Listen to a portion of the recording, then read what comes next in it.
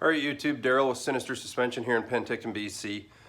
Today we're going to do a quick video on part of my stage one on my bike. We're going to review and do a quick overview and some tips and tricks on an aftermarket air cleaner system with the backing plate, etc. It's intermission time out here watching the hockey game tonight, so it's intermission time. I figured I'd do a quick video. So what I did was I was looking for an air cleaner that would give me the performance enhancements that I was looking for on my bike, but I was also trying to find something that suited the bike. I couldn't find anything that I really liked. I've run the S&S Teardrop in the past on my Softail, and classic looks wonderful on that bike. Unfortunately for this bike, I don't think it really suits it. I really like the factory air cleaner. I think it looks nice, other than the big bulky plastic backing plate and stuff that it comes with. So the Arlen Ness Big Sucker certainly cleaned it up, give me the performance that I was looking for. And I mean, if you're gonna spend the money on a head pipe and slip-ons and a fuel tuner, you can't stop there. You have to do the intake side, because if you look at the factory air filter, it is just this wee little tiny air filter. And if you compare it side by side with the Big Sucker, I mean, there's probably about 4 times more air can get through this aftermarket filter system than can actually go through the stock Harley one. So definitely an upgrade worth doing. The performance enhancements were amazing. The factory air box has this screen on it, and it's a big bulky plastic operation that, I mean, it serves the purpose. It does what it's supposed to meet emissions and whatever else they've got to do. But really, at the end of the day, we were after some performance, but a Sano look. I really wanted to, retain the Sano look. So very important step on this thing, which in my haste and not wearing my eyeglasses that day, I missed in the Arlen Ness instruction manual, was Harley has this throttle body support plate. And this throttle body support plate goes in behind the backing plate, and it mounts onto the throttle body. And then it also mounts to each cylinder, and what it does is it keeps the throttle body in place, because Harley uses a plastic backer and stuff. They don't want the throttle body supported by that plastic backing piece. So they have this support plate. Now, it's not very thick. It might be 3/16 of an inch thick. But if you miss removing this, before you put your backing plate on, your backing plate will not seal to the throttle body. And your computer will recognize that there's an intake leak on your bike. It's gonna start, it's gonna run, but it's gonna idle really high. And once it warms up, it's gonna hunt. It's gonna lope right down to 500 or 600 RPM and then go back up to 1100, and it's gonna go back down. It's gonna hunt around because it recognizes an intake leak. Oddly enough, the intake leak is on the outboard side of the throttle body. So if you ever do an aftermarket intake and you have to remove this support bracket and you miss that step, I don't care what make of aftermarket air cleaner it's gonna be, you're gonna have that exact same scenario. Your bike's gonna try and idle high, it's gonna hunt around, it's gonna try and stall.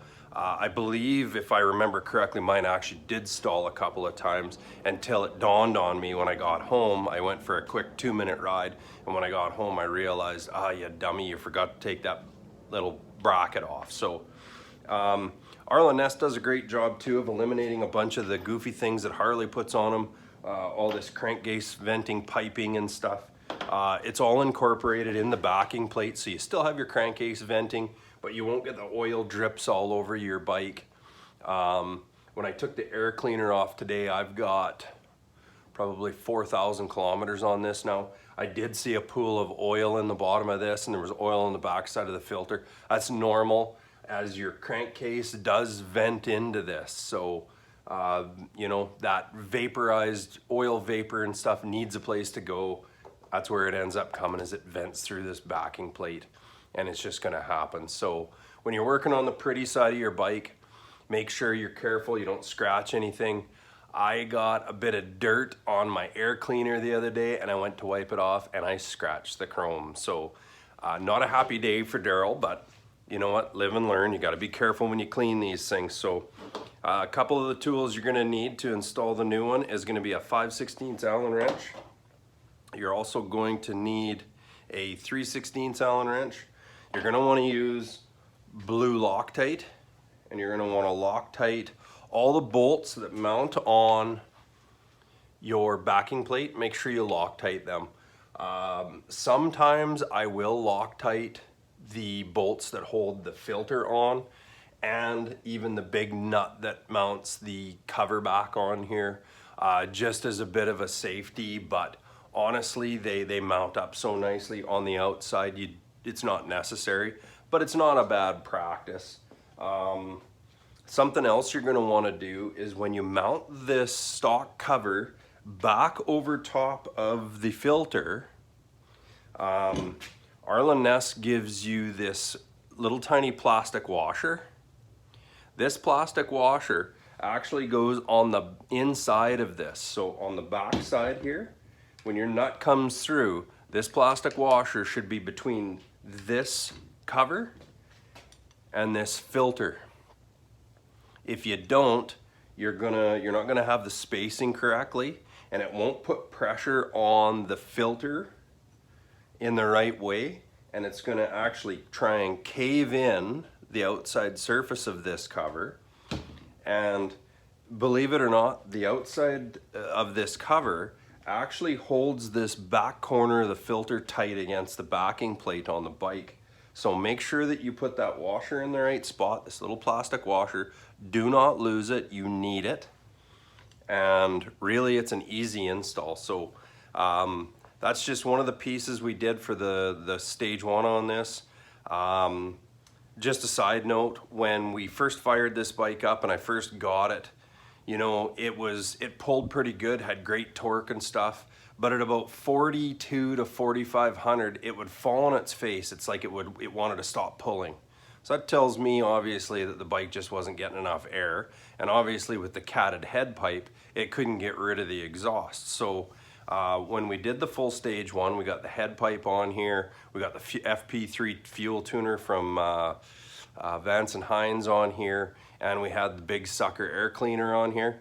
It pulls right to 6,000, and you can even bounce it off the limiter if you're not careful. So, and it gets there right now.